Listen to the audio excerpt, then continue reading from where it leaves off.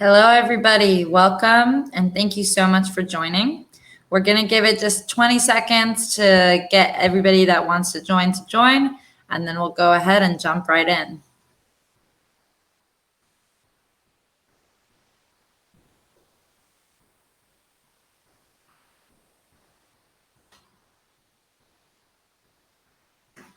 Okay, so thank you all for joining again. This webinar is focusing on Cisco ACI and Checkpoint and how together we can provide great security with CloudGuard.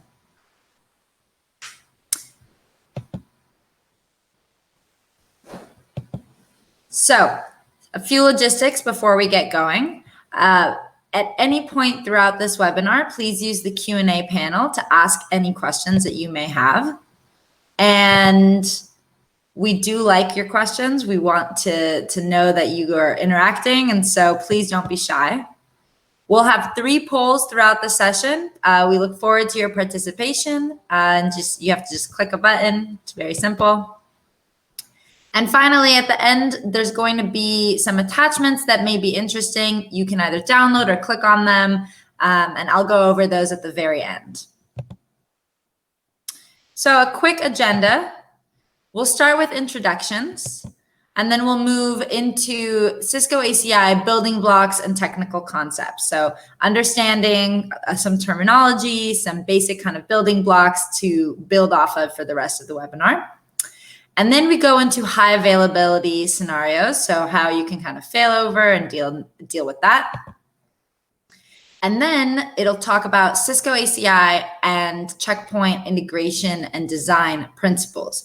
So how do these two technological components interact with each other? How does that integration work? And what are the different options that we have there? And finally, we'll end with a call to action.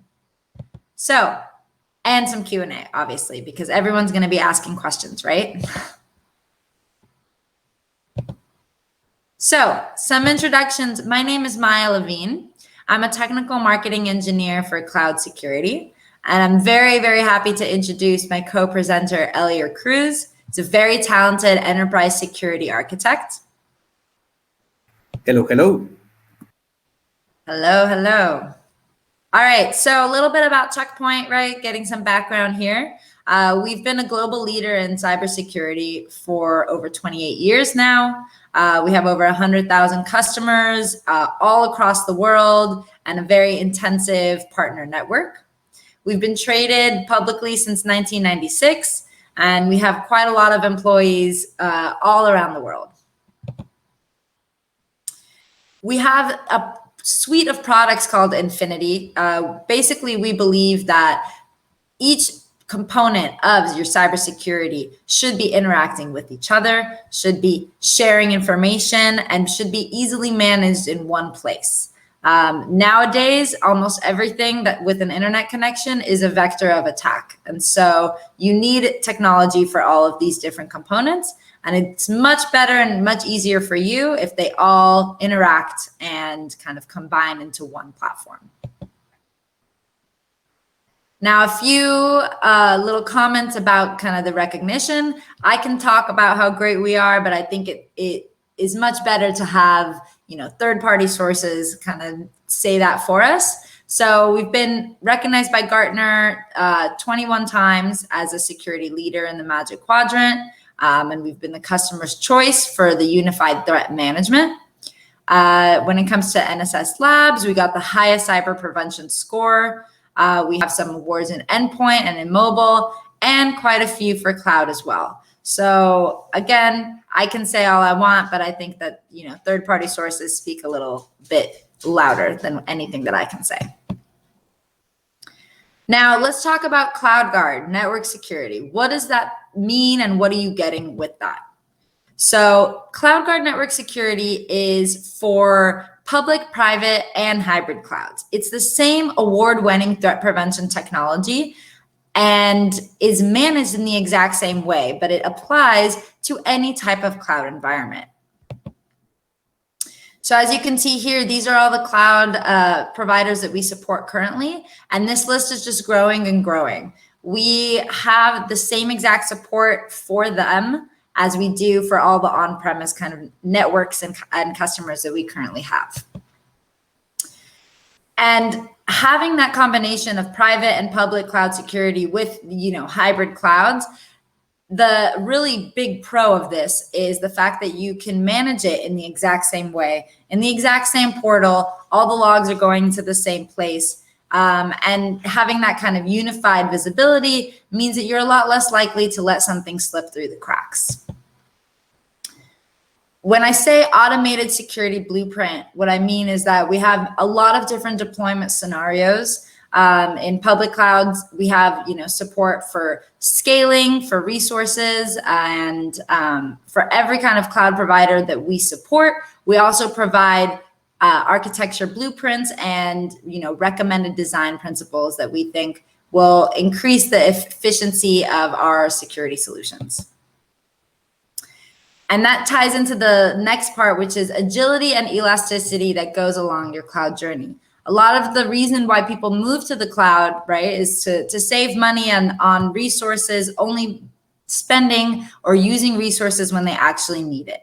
And CloudGuard can scale up and scale down according to your needs. It can fit into private clouds according to your needs. And Elier is going to go into a lot of the different kind of deployment scenarios and the pros and cons of each of those. We also have native security controls integration. And that's kind of a very fancy way of saying we tie into the clouds themselves. And so we have this component that syncs with the clouds and updates all of the things from their backend on your security policy. So if an IP address changed, if a tag was changed, no policy push is necessary. That automatically gets updated in your security policy. And this kind of automation is really necessary in the cloud. The more things that you're doing manually, the more likely you're going to fall behind because cloud moves much quicker than any kind of manual pace. And finally, we provide north, south, east, west network security for whatever cloud deployment scenario you can think of. Again, it's public, private, hybrid, all the same, and all the same level of award-winning threat prevention security. So with that, I'm going to go into the first poll. And this one's pretty simple. It's just asking, what is your level of experience with Cisco ACI?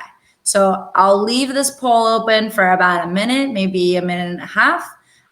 Please let us know, what is your level of experience? It helps us to kind of adhere how we're going to talk about these concepts.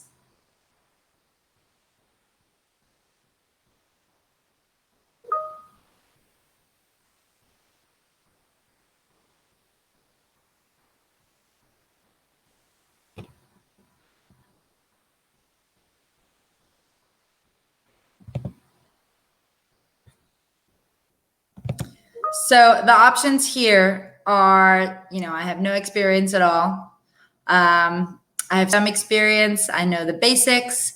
That's going to be, I know some of the terminology, but when it comes to kind of designing in Cisco ACI or actually working in Cisco ACI, not really. I know a fair amount, but I'm not an expert. Or I am a Cisco ACI expert. I've worked with it for years, but I don't know CloudGuard very well. Or I am a Cisco ACI expert and I know CloudGuard very well, in which case I would ask you to lead this webinar. No, I'm kidding. Okay. So it seems like we're more on the spectrum of having less experience with Cisco ACI. And so it's good that we have this next section that kind of talks about the building blocks, the basics, and how, all of this can be integrated together. And so at this point, I am going to turn over to Elier and let him run with it and take it away. Okay, thank you, Maya. So let's start. So, okay, well, thank you for the introduction, Maya. So very educative, related with the CloudGuard. So I will start this conversation with the introduction of the ACI building blocks, okay? because it's very important to explain some specific terminology and then the difference, that you will find in the traditional network-driven architectures and then to the application-driven architectures. So then, very simple. So the switch fabric or the solution in Cisco ACI, we have two components. One component is related with the application policy infrastructure controller, the APIC. So basically, we can call it the brain. It's the brain that you can create some specific policies, okay, and then you can build some specific communication between the applications. Very simple. The other block that we have is the switches, okay, the spine and the leaf, where you connect, the different components. So this is basically, the typical terminology when you start, the conversation in Cisco ACI. However, it's very important, to explain, where a checkpoint is located. So how checkpoint is integrated with Cisco ACI? Well, our architecture is provided in two components. One related with the data plane, and the second with the control plane. In the data plane, we have the security gateways, where it can be integrated with the switch fabric through the service insertion. Service insertion means that, okay, we have the gateway, we have the IPS, we have other layer 4, layer 7 device that can be inserted in the switch fabric. So then, yes, physical appliances, including Maestro and virtual gateways, can be integrated in this architecture.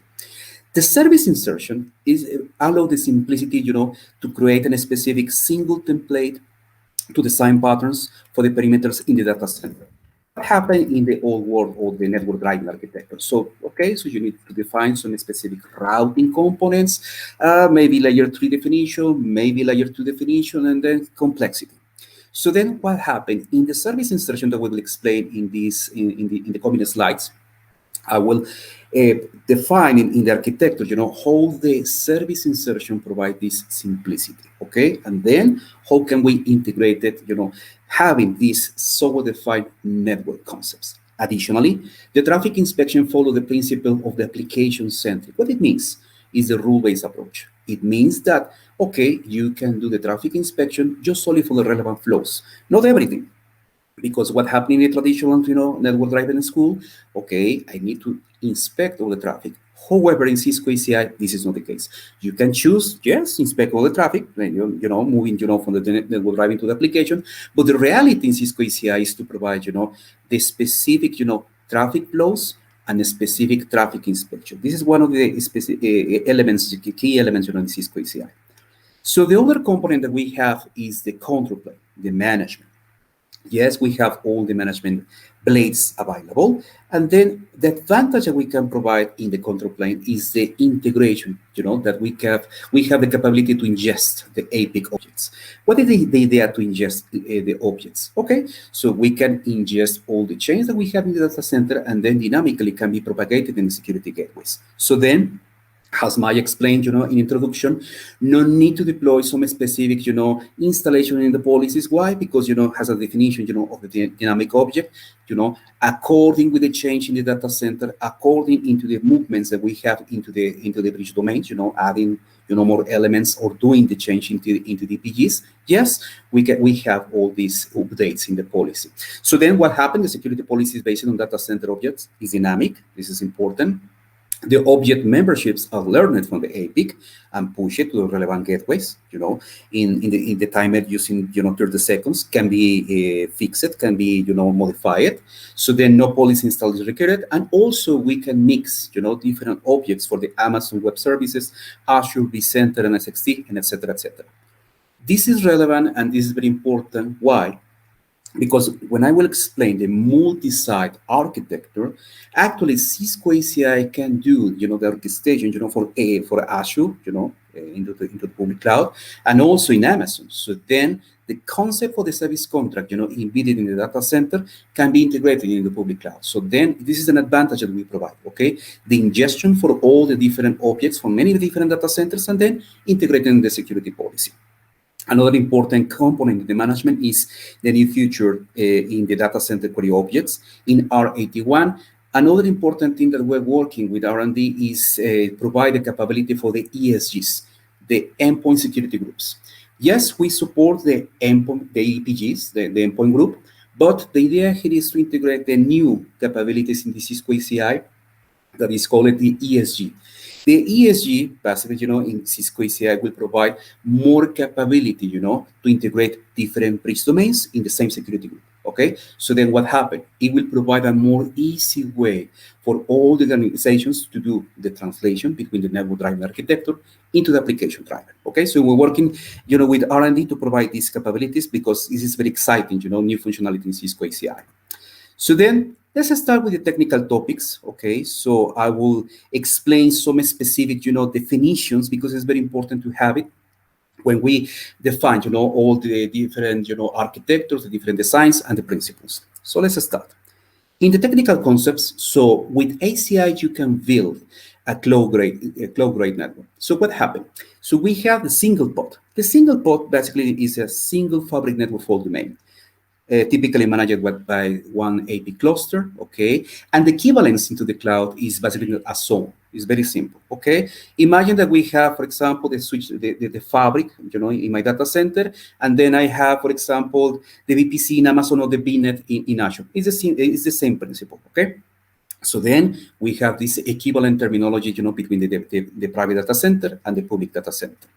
The second concept related with the cloud-grade network is the multipod. So then what happened? It's typically that the customers, they deploy multipod. What it means a multipod? Different network fault domains, okay, that could be located in the same region, okay? And then what happened? We need to interconnect that. So I have experience with different customers that they say, okay, so I want to integrate my data center, place it maybe in West USA, and then to connect in Central USA. Okay, so then having some extension, into the multipod. Yes, it's possible. So other scenarios is, okay, so I have active data centers, and then I want to distribute my workloads in data center located in West and other data center located in East, maybe. Okay, so let's expand it. So this is a multipod. The multipod, the equivalence is like the region, okay? For example, into the public cloud, we have multiple regions in Azure, multiple regions in Amazon. It's the same concept, okay? Imagine that we're deploying different regions, but in the private cloud. The other concept that we have is the multisite. The multisite, so basically the definition is to have multiple single pods or multiple multipods, okay, interconnected. And then what happened? Okay, I have a central management with different APIC domains, okay, or different, APIC clusters. But the thing here is to have, the multi-site orchestrator. So then what happened? In the multi-site, we refer to integration with different APIC domains with the respective, fabrics. What it means, for example, a data center located maybe in America and other data center located in Europe, and then having, a public data center located in Azure or maybe a public data center located in Amazon. So according with the white papers provided by Cisco, yes, this is another definition for the multi-site. So then what happened? We can define, a similar approach to have the multiple regions in the public cloud. We can use the bridge domains and subnets that can span across the site. So then what happened? Yeah, you can create different definitions and different connectivities capabilities. So this is basically, the different terminology to create different cloud-grade networks, single pod, multipod, and the multi-site. And also, so can be orchestrated, through the automation in using the APIs. So basically, you can create the Terraform, Terraform Ansible, to connect it directly to the APIC and then to create basically, all the data center. It's very, very interesting solution that Cisco ACI is providing. So, continuing with the technical definitions, once we have, the requirement, for example, by the business that, okay, I want to deploy a single pod, multipod, multi-site, how to provide the connectivity, how to provide the connection between the different workloads. Well, once we define this difference, let's discuss this definition between the service contract and the service graph. A service contract defines how the EPGs and the ESGs can communicate with each other. So then what happened? You can define some specific filters and specific actions. What do you mean the action? Allow or deny traffic. Without a contract, you cannot process the traffic. This is a beautiful thing. What happened in the past? In the past, yes, you need to create some specific configuration, routing, spanning tree, etc. in the data center, and yes, allowing all the communication. And then problems, okay? For example, some spanning port, wrong configuration, MAC address storms, complexity in the data center. In the service contract, there is no issue. Why? Because you have the breach domains, each one's isolated, and then using the contract, you can allow the communication, and then boom. One of the best practices here in the service contracts is the definition according with the flows. So in Cisco ACI, the most important thing is to have all the flows properly documented, properly mapped. Why? Let me explain. Because if we want to do traffic inspection for data, for example, databases, replicas, or some specific, replicas or some specific backups. Okay, so we never suggested. So you can use the service fabric. So then what happened? In the contract, we allow the traffic, we allow the flows. But in the service graph, okay, what happened? The service graph is a method where we can insert layer 4, layer 7 devices. In this service insertion, we can define which traffic flow is relevant to process and inspect. No need to forward all the traffic. So then, according with the best practices, imagine that we have a database server, we have an application server, and then, we want to do the traffic inspection. In the old school, what happened? I need to forward all the traffic, into the firewalls. So then what happened? I mix in, some specific replicas, I'm mixing some specific backups, I mix in everything, and then we create complexity, and then performance issues. In Cisco ACI, we have the capability to provide, so different service insertion, and then use the switch fabric, to forward the traffic to the backups, to forward the traffic, for the replicas, and then forward the traffic for the application for the gateways to do the traffic inspection. This is very important, to have this definition between the contract and the service graph. So then, how is relevant to checkpoint? So according to this slide, if we can, have the overview, in the best practice is to have two different views. The view related with infrastructure, how we can connect the different devices, and the view related with the logical configurations, So in the infrastructure, so basically, physical components placed in the switch fabric, all the connection, that's all. Network-driven approach, no big issue here. However, once we have a logical view, we need to transform the network-driven approach into the application-driven design. So basically, defining the tenant, the groups, all my components, my network, the VRF, the application profile, the breach domains associated, and the EPGs, and then this layered approach provide the communication behavior. If you take a look into the right of the slide, yes, we can create the service contract and then the service graph, to forward the traffic, to the relevant, traffic inspection devices. In this scenario, the checkpoint firewalls. So then, some examples for the service contracts. So this definition provides a very simple template to deploy the service insertion in the data center. What it means simple? Because it doesn't matter the flow. We can provide this forwarding, this PBR, this forwarding for the flows, for the north-south traffic, for example, for all the traffic that comes to the data center or leave the data center, or the traffic inside the data center. So then what happened? We can create some specific, service insertion using the PBR, and then process the traffic according with the needs, from my data center. This is a very elegant, way to deploy, the services, the security services, because you can choose, for these applications, yes, makes sense, to do the traffic inspection. For this traffic, doesn't make sense. Let's use the switch fabric. For this perimeter, yes, I want to deploy some specific, enforcement in the IPS, for example. Let's place it. So then using the PBR, you can choose many, many options, to provide the service insertion in the data center.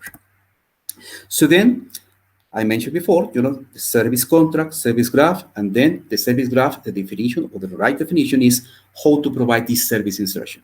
How to provide it? This is a policy-based redirect. So then this is the most used and recommended deployment scenario. Even Cisco, suggests to use the PBR.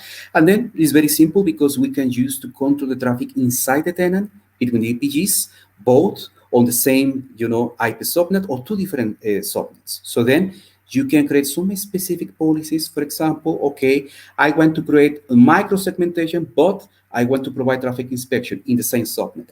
Let's use the PBR. I want to provide the communication with the tenant related for the application servers and the tenant related for the external DMC. Let's use the PBR. I want to deploy a specific perimeter for my incoming traffic, to the data center, and then I want to protect these servers. Okay, PBR.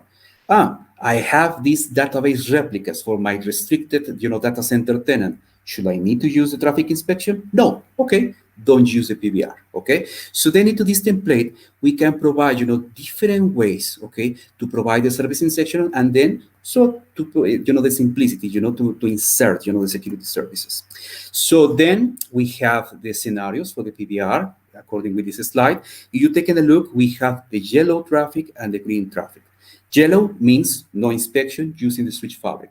So then, according with the example that I mentioned before, okay, I have my replicas, okay, the replicas are encrypted, no need to do the traffic inspection, perfect, simple service contract. I have my web servers and I have my application service. Yes, I want to do some traffic inspection. Okay, perfect, this is the green one. So then I need to use a PBR. So then according with this service insertion, we can provide many different scenarios to provide this flexibility. I all the time explain that this is the more elegant way, okay, to provide the security in Cisco ACI. Why? Because, yeah, we can provide the service insertion and then using the abstraction for the data center, ingesting the objects, we can provide these automation capabilities, and then simplicity for operation for all the people, that do the day by day in the data center. So, more a specific example, this is another, more detailed capability, okay, with the proper definition, according with the flows. So then what happened? If you take a look here in this slide, so basically we can choose according with the business requirement, the flow. For example, here, only HTTP traffic is redirected to the security group, to the security gateway, and then forwarded to the web endpoint by the security gateway. So then what happened? This is the yellow one. The green one means that all the traffic permitted by contract are going to the web directly. So then what happened? Okay, maybe surveillance, I don't need, to do some specific, traffic inspection. Perfect, it depends, according with the business needs. But having this capability, yes, we can choose, the different options to provide the service insertion. It's very simple, very elegant, and I love that.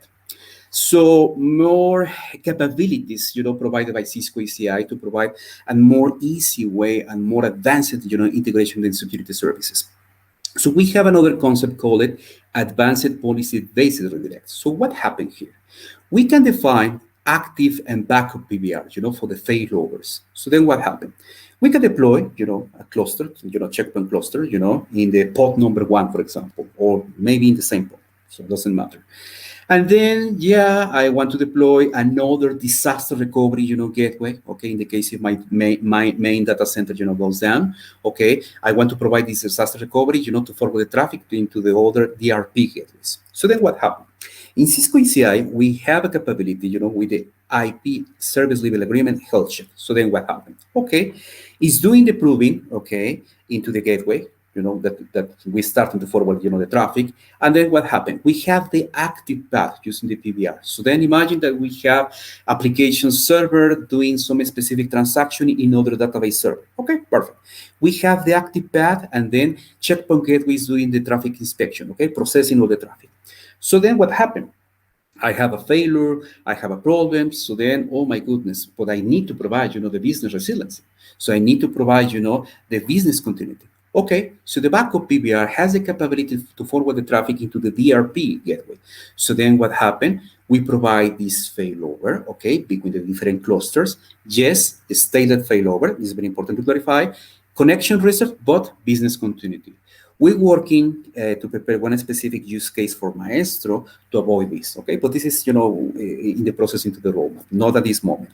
But this backup PBR is useful for the upgrades. So then what happened? Yeah, I can forward the traffic, into the DRP gateway, having, the business continuity, and then working in my, for example, in my clusters, doing the maintenance, doing the upgrades, and then everything is fine. Okay, we can recover the traffic. So then this is how it works. This is the advanced policy-based redirect using the IP service level agreement.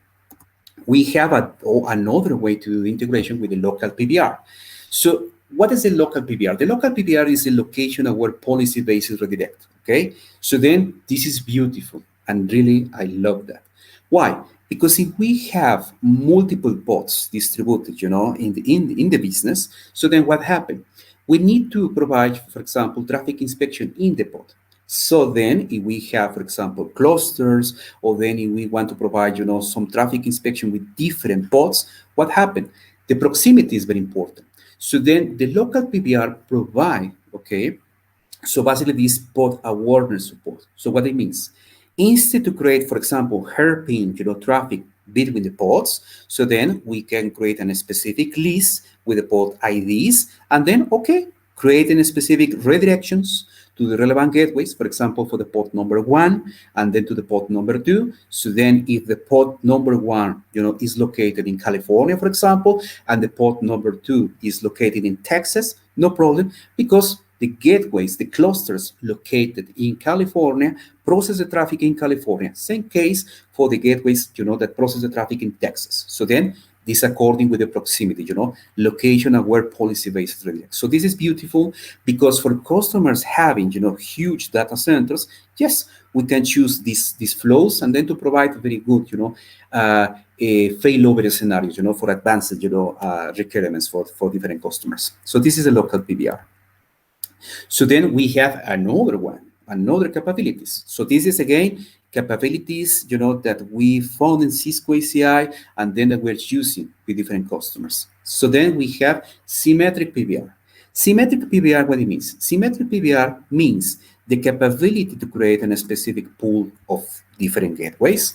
And then what happened? Okay, having these gateways, okay, we can distribute, we can create load balancing into the devices, and then, okay, to distribute the growth for the traffic inspection. This is very, very important. For example, if you want to create more, computing resources, for the traffic inspection in the data center, okay, so you can add, say symmetric PBR, and then you can add more elements. However, no traffic synchronization. So what it means, again, you need to reset the connection in the case of one device failure. However, we have the solution. This is Maestro. Cisco ACI provides some specific Hyperscale capabilities. The answer is yes. However, in Maestro, in Checkpoint Maestro, we provide this capability to do Hyperscale with traffic synchronization, okay? So then for the scenarios in the same pod, okay, we can provide, this cluster and then boom, having, this traffic distribution in the same pod. In the multipod, we're working to create a specific architecture, okay, to provide, this synchronization between the different pods. But at this moment, we have the use case documented for the single pod, okay? But the symmetric PBR is very nice in the case of the customers, they need to grow more computer resources for the traffic inspection. This is an amazing, technology. So then I think, Maya, we have the time for the poll number 2. So you can go, please. All right, great. Thank you so much, Elier, for all that awesome information. So this second poll is asking about, in the future, what webinar content are you interested in? So one option is for an intro and basic cloud level content. What is cloud? How should we think about cloud concepts? All that kind of stuff. Or an intermediate, more 200 level cloud security content. So this is less about just cloud in general and more about how Checkpoint specifically does security in the cloud. Or more intermediate and cloud general content that is more focused on Cisco ACI and what Cisco specifically brings that is unique in the cloud space. Or expert level, deep dive cloud security content that is Checkpoint focused. So this will really go into how to configure what more you want to do. Or another expert level that's deep dive, that's about hybrid cloud content. So talking about the other public and private clouds and how you can potentially put all of those together. So I'll leave this up for 30 seconds here. And we are interested in knowing what you prefer to learn about in the future webinar content. And so we do appreciate your participation in these surveys.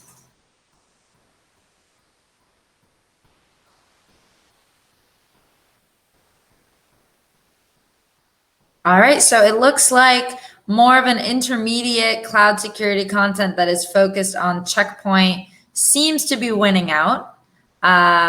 but I do see that there's interest in a lot of the other ones as well. So we will keep that in mind for the future webinars that we'll run. And again, your feedback is appreciated. If there's something that you think that we missed or something that, you know, you want to learn more about, but we kind of haven't touched on it at all, please drop it into the chat or in the Q&A and let us know. So I'm going to end this poll right now. And Elier, back to you on finishing up the content for the webinar. Yes, absolutely. So then let's continue with the high availability scenario. So I explained different concepts, but let's explain how to do it because it's very important, okay? So in my experience with different customers, you know, the high availability is critical, you know, a scenario, you know, to provide the service insertion of the firewalls and the security gateways. So let's start. So in this slide, you will see three different flows. The yellow one is related with without traffic inspection. The green is with the traffic inspection, and the blue one is the standby PBR or the backup PBR, you know, for disaster recovery. So very simple. So then the combination that we have, the Cisco ACI and Checkpoint, we can provide different scenarios to provide the most advanced high availability. So let's start. So then use case number one. In the use case number one, so then, yeah, we have the cluster, the Checkpoint cluster using the cluster Excel. And then with the virtual MAC, you know, is the failover. For example, in the case of VCX, in the VCX, okay, we can deploy in a specific virtual system in the appliance number one, and then doing the failover into the virtual in the appliance number two. Or having a traditional cluster, you know, active standby or active, doesn't matter, okay, so we can do the failover. Perfect. Why? Why is it very important to say? Because the PBR is associated to the MAC address. So then, okay, the green one is associated to the BMAC. So then what happened? The BMAC is moving, you know, big with the members in the cluster. So this is a use case number one. You take a look in this schematic, we have data center number one, port one, and then we have data center number one, port two. What it means? It means that maybe I have a data center. Imagine that we have a data center located in San Francisco. So then, okay, this is located in San Francisco, and then the distance more or less is 5 kilometers between the ports. Okay, perfect. So then in the port number one, I have some specific applications doing the processing, you know, for some information. And then port number two, I have, you know, my database replicas, and then maybe disaster recovery. So then what happened? If something happened in the port number one, no problem, Checkpoint can handle the first use case to provide the failover. However, let's think about what happened in the case we lose, you know, the cluster. Imagine, for example, you know, an issue relating to the port, energy, networking, software, you know, upgrade, you know, many different scenarios. Okay. Using the standby PBR, if you take a look, very careful, the blue line converted in the green one. What happened? Because Cisco ACI, the switch fabrics detect, okay, according with this SLA, okay, I don't have this, you know, BMAC associated. Okay, so it's time to do the failover. So then what happened?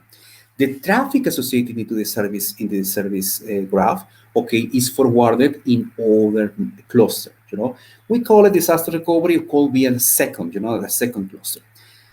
Maybe you remember when I mentioned the local PBR. Okay, imagine, okay, local PBR. All the traffic located in the data center one, located into the port number one, can be handled in the same port. Data center two, okay, is other port. This is other location, you know, related with the cluster. So in this scenario, so we can provide, you know, the failovers between the pods, okay? Doing the failover from the cluster number one to the cluster number two. But what happens in the case if we lose, for example, another member in the cluster? No problem. So then we have the other high availability integration, you know, in Checkpoint to provide these failovers. So then if you take a look here into these high availability scenarios, we can provide many things, okay? This scenario is just only for the multipod. However, we have scenarios not only for the multipod, we have scenarios, high availability, for the multi-site, different multipods, location awareness PBR, etc., etc., etc. So basically, you know, according with the business requirement and then according with the application behavior, we can define different, high availability scenarios. But then this is, typical use cases in the data center. Well, so I finished the high availability. Let's start with the Cisco ACI and checkpoint integration, and then the most important thing, the design principles. So then, in the design principles, it's important to have the infrastructure view. What it means infrastructure view? In infrastructure view, if you take a look at the schematic, yes, we have the computing leaf, service leaf, border leaf. Most of the people say, hey, so in Cisco ACI at this moment, it's not necessary to have it. And yes, you're absolutely correct. So it's not necessary to have all this segregation because it's the initial stage of Cisco ACI. However, in the security perspective, we detect that some specific InfoSec, teams, they prefer, to have this segregation, okay? My computing leaf, where is located my workloads, my service leaf, where is located my layer 4, layer 7 devices, my border leaf, the connection, to the external elements in my data center. So then it's very important, to have this infrastructure view because it provides, the visual representation of how my data center will work, okay? This is a single pod, integration, and then, okay, we have the data plane in the upper layer. However, we have the management, for the control plane in the lower layer. So what happened? It's very, very important to have a dedicated management network. It's common that many data centers don't have it. In Cisco ACI, it's mandatory. Don't mix it. Don't mix data plane with control plane because it could create a disaster, in the data centers. So all the time we suggest in Cisco ACI designs, and not only Cisco ACI, NSXT, OpenStack, all the different, data center designs, it's very important to have a management network. So then this is the infrastructure view. So what happened when we have everything ready, in the infrastructure perspective? The next step is to create a logical view. The logical view is the definition where is located my applications according with the tenant description. For example, you can create, using the zero trust principles, the restricted data center tenant, for example, the internal DMZ tenant, the external DMZ tenant, and then define different, policies to allow or deny the traffic or allow and inspect the traffic, okay? So then you can define also the common tenant. This is a typical scenario, where the customer, places the one-arm device to provide, the inter-tenant communication, to do the traffic inspection. Or if I need to do traffic inspection inside the tenant, this is inter-tenant. So then what happened? Okay, perfect. Restrict the data center tenant. I can do the traffic inspection between the different EPGs, okay? And then, okay, to define, different, zero trust capabilities, in the data center. So this is the logical view. Why is important to have it? Because in the logical view, it defines the principles to do the configuration, for the data center. Many mistakes in the designs, define that, okay, I need to map the EPG to the VLAN. Yes, in the initial state, it works, is right approach. However, when you start to move, from the network driven design to the application driven design, this model doesn't work. This is why Cisco ACI will provide the ESG, the Endpoint Security Group. So then, to provide and maximize, the capability to integrate different bridge domains, and then to create the same policies for the PBR, okay, to distribute the traffic to layer 4, layer 7 devices, and then, yes, to create different, application systems, maybe mixed in the same bridge domain, and then, to provide these efforts, to move into the network-driven architecture to the application-driven. This is why the logical view is very, very important. My recommendation here is to document all the application flows that we have in place. So this is the combination for the both perspectives, okay, to have the infrastructure, the management, and the logical. So here, this is the multipod architecture, having, all the interconnections using the IPN. The IPN is the interpod network. So what is important? Why? Because we can extend, okay, the bridge domains between the pods. So then what happens? We can create active data centers. So then if we have active data centers, okay, how to provide the security? This is why local PBR makes sense. Because, for example, the systems that I have in data center pod 1 can be handled by the clusters located in the pod number 1. If I have other systems located, for example, in the port number 2, will be handled, for the traffic inspection in the cluster located in the port number 2, proximity. So then we can avoid, the hairpin, because it's very typical, that the customer creates some specific hairpin, in the configurations. This is a multipod. However, in the Cisco ACI workshop, we can provide more information, but this is a high-level overview. In the multi-site, it's more interesting, okay? In the multi-site, we have different regions. Imagine that, data center located in Europe, another data center located in America, and then the public cloud. This is a multi-site. If you take a look here in the middle of the slide, we have the multi-site orchestrator. So then what happened?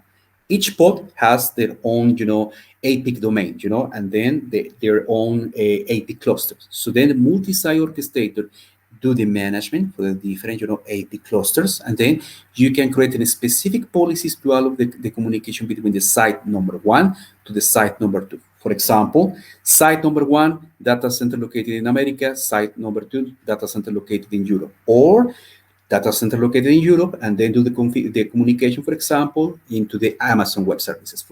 This is a typical scenario, to extend, my data center using the Cisco, the multi-site orchestrator. The good thing here is we can provide the service insertion. We can provide the service insertion for the local data center, and then we can do the abstraction for the object located into the public cloud. So then, if you have, for example, scenarios having these complex, data centers, yes, we can provide specific support for these capabilities. This is a multi-site. So then the management integration. So we ingest all the objects, okay, coming from the APIC. We ingest the endpoint group, the micro endpoint, the micro EPG, to provide the micro segmentation capabilities. And yes, as I mentioned before, so we're working with R&D to provide the capability for the ESGs, the endpoint security group, that this is a very good advanced capability in Cisco ACI. But the management integration is very simple. So checkpoint management console using the API into the APIC, ingest the objects, okay? Then doing this ingestion in the management console, we can propagate the object into the security gateways without any installation of the policies. So then this is more simplicity into the capabilities. So then how it looks the policy, very simple. You can mix, okay, the objects from the APIC, as I mentioned before, application profiles, tenant, application EPGs, micro EPGs, soon to integrate the ESGs, and then to have the combination for the policy. However, for example, if you have a data center using Switch Fabric, in Cisco ACI, and then you have an extension of data center in Google, we can do this object ingestion. So then this is very important to explain these capabilities that we can provide, for different data centers. So then we can import into the unified security policy and update in real time via the northbound API, all the change that we have in the data centers, Cisco ACI and the public cloud. So then, as a summary, so I want to appreciate your time. So basically the idea to explain these principles, okay, is to provide, yes, how Cisco ACI provide different scenarios to make the security cloud enabler, how Checkpoint can work with Cisco ACI to provide a better security together, and then to take advantage, for all the knowledge. So then we can provide a different experience. So the idea here is to explain these different design principles, to provide the best solution for you guys. So then, thank you so much. I will lead to Maya for the next slides. Maya, please.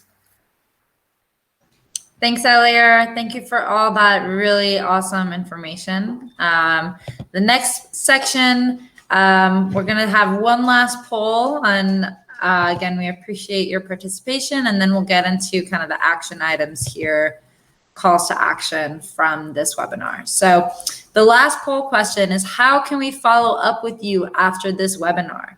If you're interested in being followed up, please let us know. You can either choose to be contacted by a Checkpoint Cloud Security expert, or try to get a personalized demo of CloudGuard Network Security. You can be contacted to schedule a cloud transformation workshop. This is something that I'm going to break down in the next few slides, but it basically allows you to build kind of a customized design for your unique needs. or you can choose to be contacted by a Checkpoint account team or a channel partner, or kind of get a deep dive proof of concept of your Cisco ACI or any other network that you may have. So yeah, if you want to be followed up with, or you think that, any of these methods would be kind of your preferred way of being followed up with, please let us know.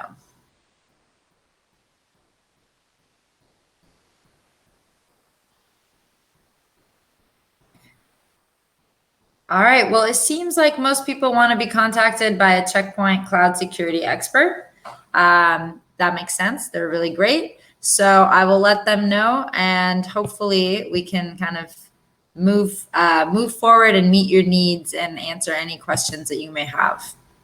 But for now, let's go into calls to action. So there are a lot of different things that you can get from this webinar, a lot of different things that you can choose to do for Cisco ACI and Checkpoint together. So if you go into the attachments link below, you'll see a bunch of different links and downloads that you can look at, and I'll go over a few of them here. So the first is there's going to be a link to schedule a customized demo. And what that will do is allow you to kind of view CloudGuard's capabilities, answer any questions, and if you want something more customized, you can ask for a trial license or a proof of concept and see how it works for real with your specific environment. Again, in the attachments below, you'll find it. Now, what is a security architecture workshops program? It's a really unique program that allows for a lot of customization and kind of hand-holding. So there's the Infinity workshops, and what that does is it gives you a security posture assessment. So where are your gaps? Where are you potentially at risk? And it looks at the risk and business impact review. And that will cover a full set of threat prevention and segmentation controls. It'll tie into zero trust architecture modeling. So don't trust anyone, right? Always assume that somebody is a threat, even if they're kind of an insider.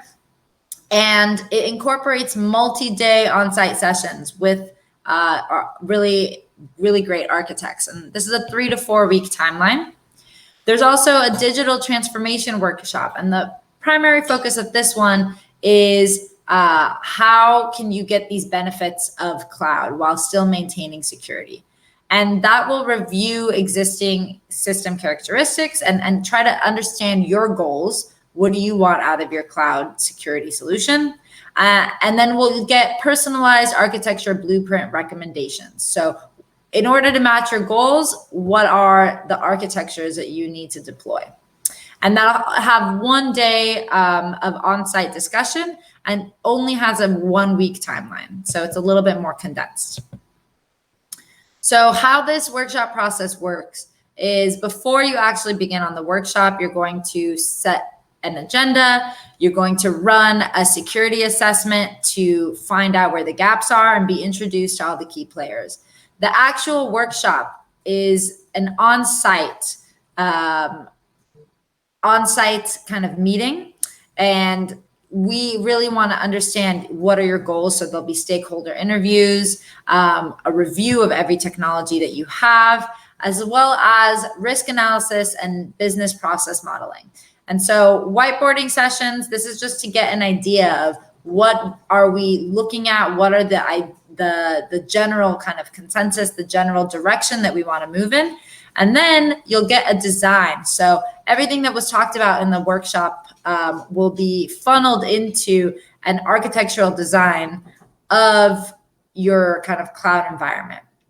And that'll be delivered in a face-to-face meeting or over Zoom if, people are still not comfortable with face-to-face. And everything that will be included is a security roadmap, design blueprint, architectural recommendations, and this will be delivered as a report too. So again, if it's in the cloud, it's going to be a 1 week thing. If it's in Infinity, it'll be a 3 week thing.